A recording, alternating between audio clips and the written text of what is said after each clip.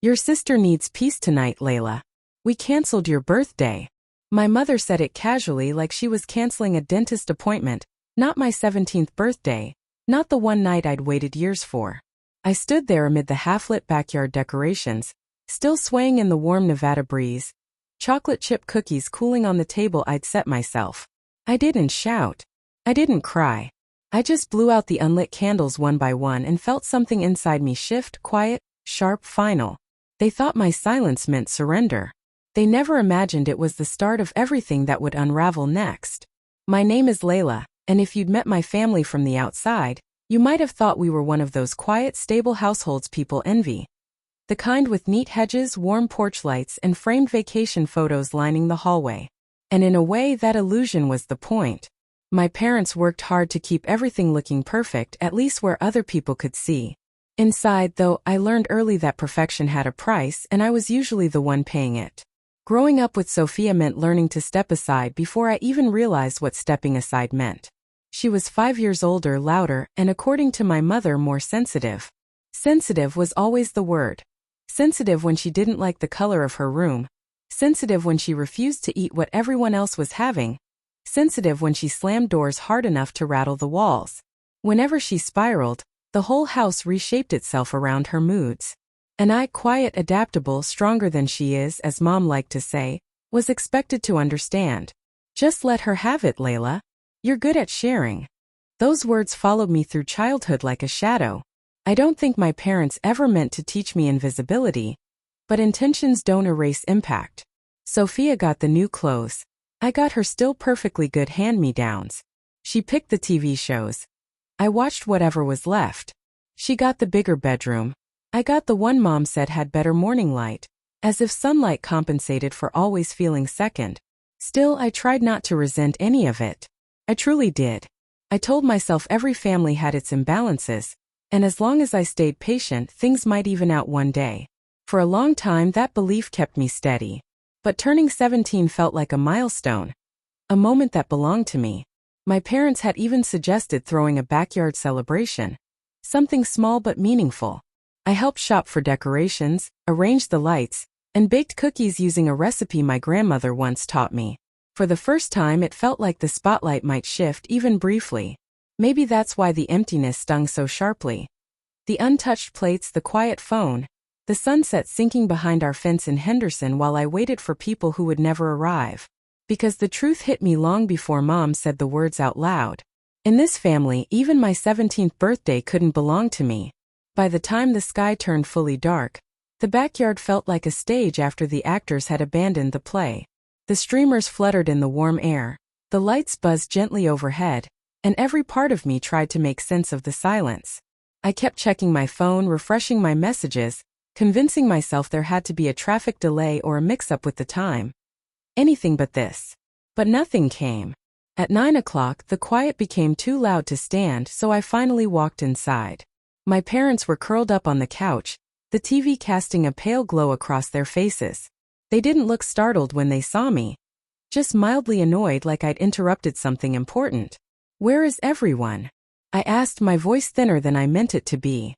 Mark didn't look up from the remote. "We canceled the party, Layla.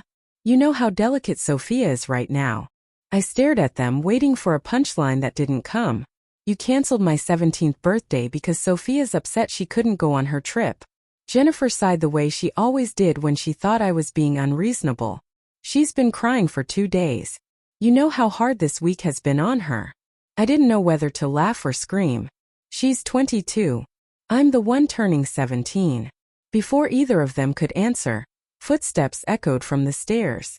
Sophia appeared, wrapped in a satin robe, her hair perfectly brushed despite her supposed meltdown. She leaned against the railing like she was gracing us with her presence. "What's with the yelling?"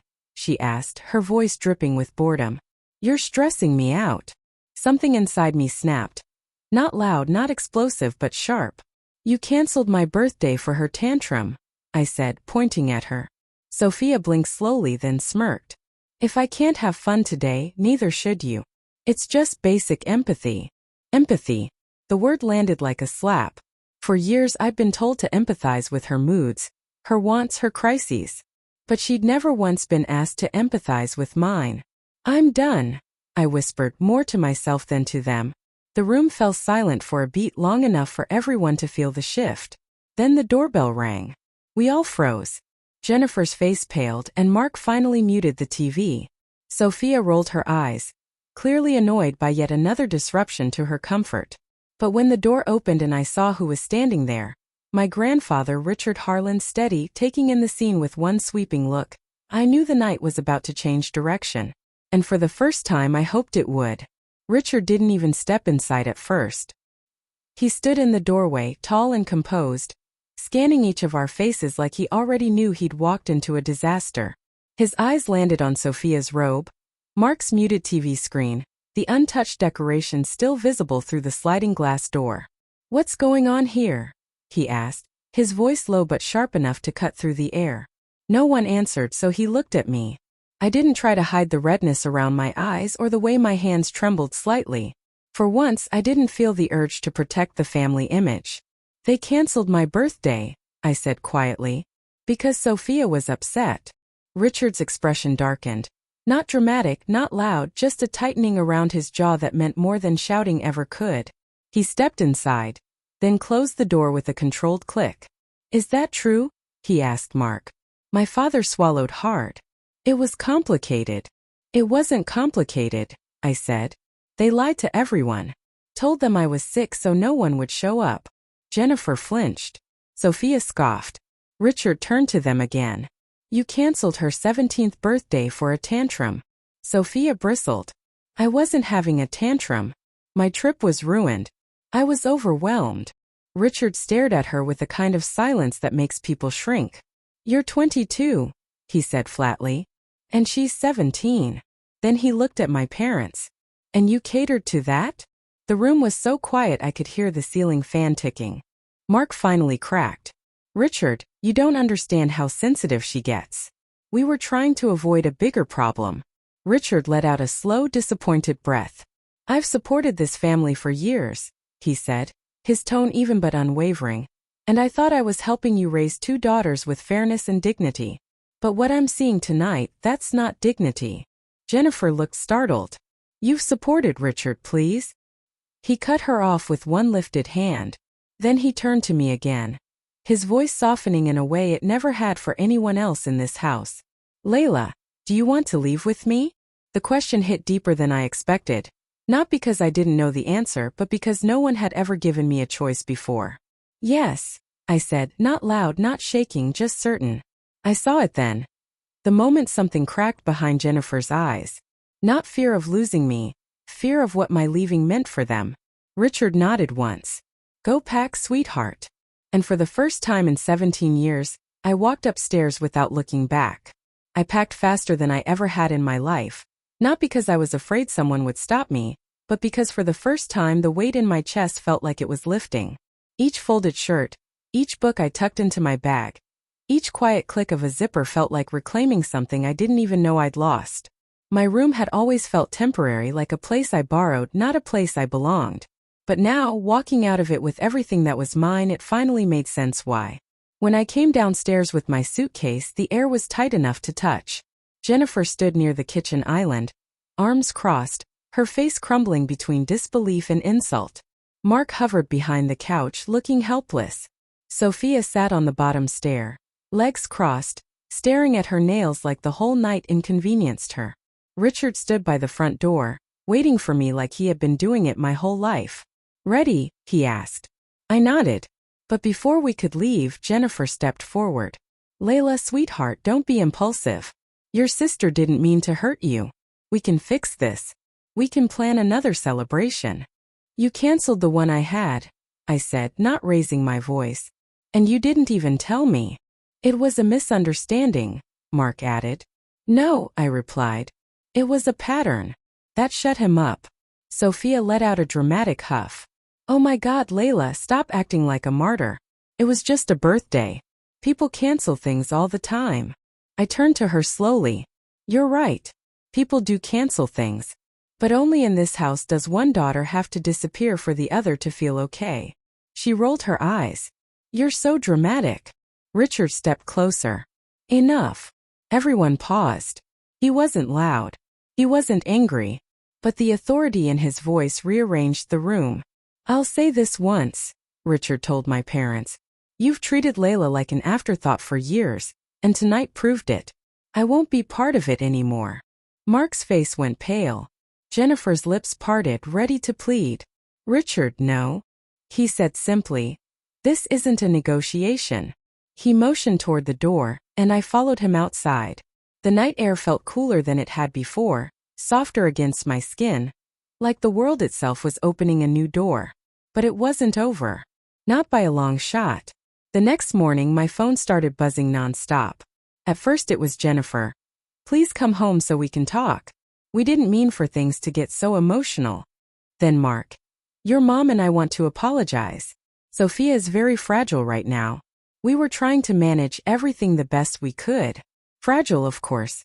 Then Sophia, predictably. "You're ruining the whole family over a party. Grow up, Layla." I didn't respond to any of them. Richard made me breakfast, eggs, toast, a bowl of fruit. He cooked it himself. Everything felt calm, steady. A life that made sense. A life that didn't revolve around someone's tantrums. "You're safe here," he said. "For as long as you need." For a week I lived in peace. No yelling, no walking on eggshells. Ethan walked me home from school every day, checking in without questions. Richard helped me look at colleges and scholarships, proud of every step I took. But my parents didn't stop. They escalated. "We miss you. We want to fix things. You belong home." Then finally, "If you want to return, tell us what you need from us." So I did. I sent them one message. Sophia needs to move out permanently. It wasn't about revenge.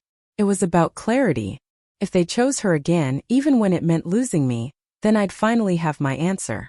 Mark responded first. "We can discuss it." Then Jennifer. "We just want our family whole again." But Sophia, she sent nothing. And then 2 days of silence. On the third day, while I walked with Ethan from school, a silver car idled near the curb. My stomach dropped as soon as I saw who was leaning against it, Sophia. She pushed off the hood the moment she spotted me. "We need to talk." "Not without him," I said, nodding toward Ethan. She sneered at him. "I'm not talking to your guard dog." "Then you're not talking to me," I replied. Her jaw tightened.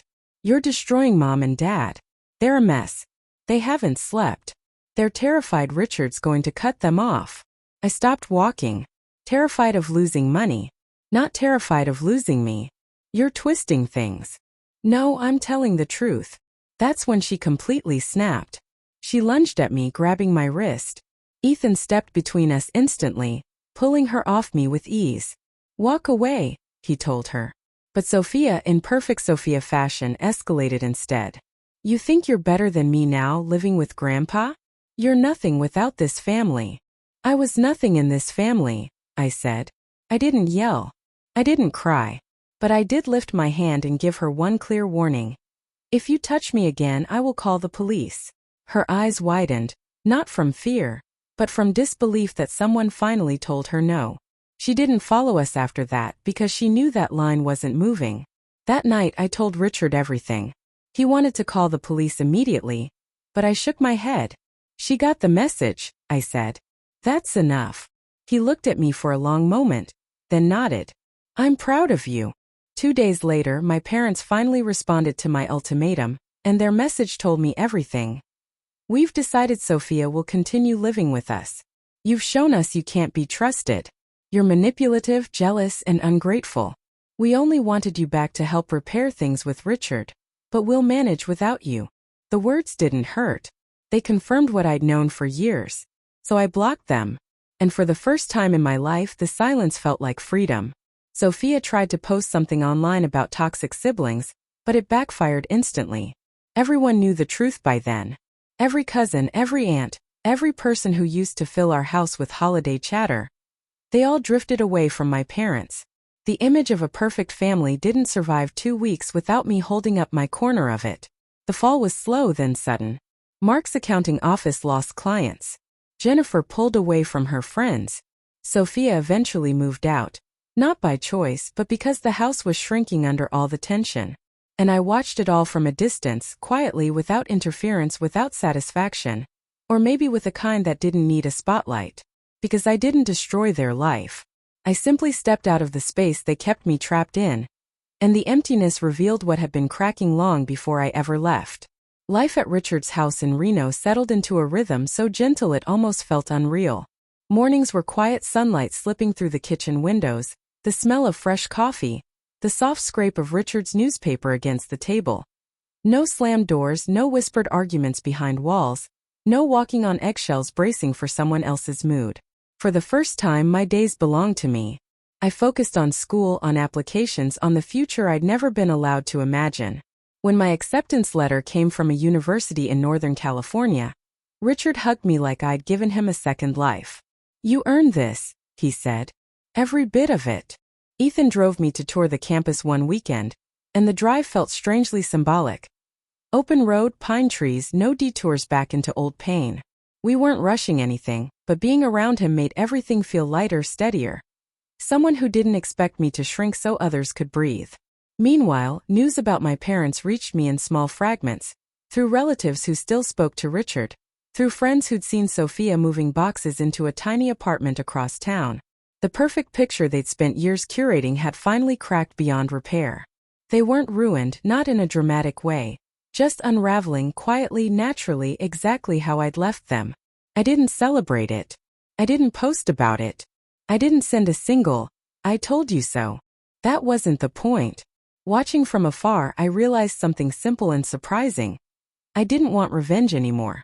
I just wanted peace. And I had it. One evening, sitting on Richard's back patio, I looked at the mountain line glowing under the setting sun and felt something loosen inside me. A final thread snapping free. Leaving hadn't broken me.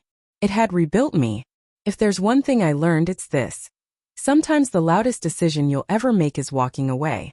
My parents thought my silence meant surrender. But it became the only boundary they couldn't twist or ignore. And once I stepped out of their shadow, my life finally began to feel like mine, steady, simple, real. If any part of my story feels familiar to you, know this: you're not dramatic. You're not ungrateful. And you're not alone. Share your story in the comments.